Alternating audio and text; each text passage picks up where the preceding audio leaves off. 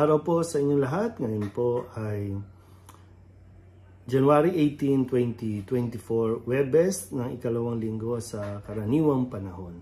Ating pong unang pagbasa at pagninilay ay hinango sa unang aklat ni Samuel, chapter 18, verses 6 to 9, and chapter 19, verses 1 to 7.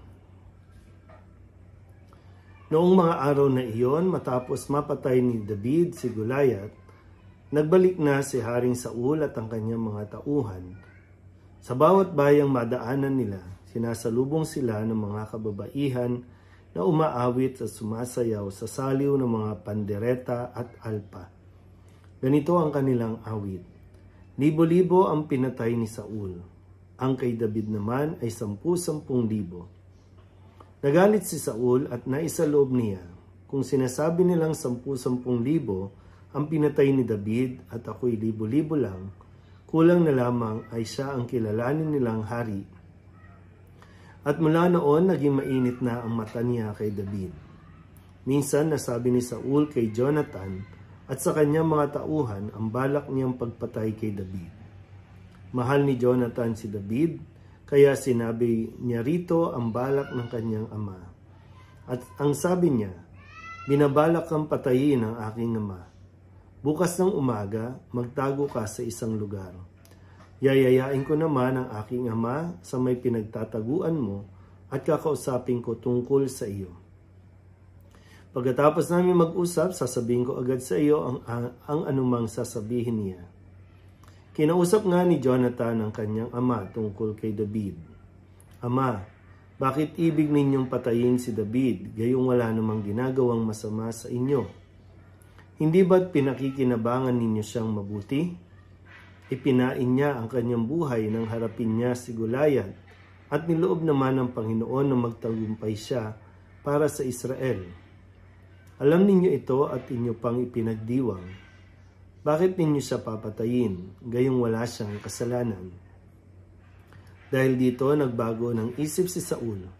Sinabi niya, naririnig ng Panginoon, hindi ko na siya papatayin. Ang sagot na ito ng hari ay sinabi naman ni Jonathan kay David. Isinama pa siya ni Jonathan sa hari at tulad ng dati, pinaglingkuran niya ito. Ang salita ng Diyos. Muli po, isang mapagpalang araw sa inyo pong lahat sa pagpapatuloy po natin ng kwento na ni Haring Saul, kwento ni David, at ngayon po ay nagkakaroon na ng sama ng loob itong si Saul kay David dahil nga sa tagumpay ni David sa pakikipagdigma. At dito po maganda na mapagnilayan natin, no? May dalawang grupo, sabihin na natin grupo, no? May dalawang grupo na narinig si Saul na nag-trigger, no, ng kanya pong insecurities, nag-trigger ng kanya pong pagseselos, nag-trigger ng kanya pong pangamba na siya po ay mapalitan na. Bagamat, sabi nga, doon sa kwento natin ay si David ang susunod na magiging hari, bagamat hindi pa ito alam ni Haring Saul. Pero dito nagkakaroon na ng selos sa bahaging ito ni Saul. Pero dito po, ano ba nag-trigger sa kanya? Importante kasi din yung kung ano yung naririnig at sino yung pinakikinggan mo. Dahil nga, siyempre wala kang control sa sasabihin ng ibang tao, pero meron kang control sa damdamin at mararamdaman mo sa maririnig sa iyo.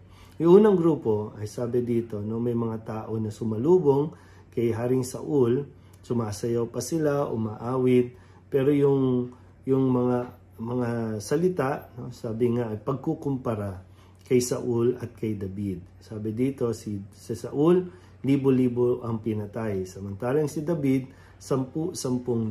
So parang minsan kasi, no, hindi tayo nagiging sensitive sa kung ano ang sasabihin mo at kung ano ang pwedeng maramdaman ng taong pagsasabihan mo ng ganito. Kaya nga itong si Saul, no, sabi nga, nagalit si Saul dahil sa ganito mga papuri sa kanya na ikinukumpara na masigit pang may alam o mas higit pang magaling si David ngayon. Although siyempre nung kabataan ni Saul, nung kasibulan niya ay talagang puring-puri siya ng mga bayang Israel dahil sa kanyang kahusayan. Pero ngayon ay may pumapalit na, mas bata din, mas magaling, mas malakas, pero hindi na iwasan ni Saul na magalit, no, magkimkim ng galit dahil nga yung pagkukumpara. So dahil doon, sa narinig niya, ninais niyang ipapatay si David. Yung isang tao naman, no, isang grupo ay itong si Jonathan na kinausap itong si Saul na kanyang ama at pinaliwanagan, no, kung bakit kailangan ipapatay at bakit dapat niyang hindi ituloy ang kanyang balak na ipapatay si David. At dahil doon, no, na kumbaga humupa ang galit at selos ni Saul at hindi niya na itutuloy ang kanyang balak na pagpatay kay David. So, crucial din po yun, no, kung sino ang pinakikinggan mo. At tayo din naman ay kailangan natin mas maging maingat sa pagpapaliwanag. Minsan yung pagbibitaw mo ng salita, paggamit ng tamang salita, kailangan mo rin kino-consider yan, no, na baka ito ang pagmulan ng pagngingit-ngit ng galit at selos ng isang tao. Iwasan natin, no, na magkukumpara, bagamat minsan hindi talaga naiiwasan magkaroon ng comparison, no, yung sa dati mong ginagawa at ngayon na may bagong gumagawa. Pero yun nga, dapat ikaw din mismo marunong kang mag-control sa paano ka mag-react, no, sa damdamin mo.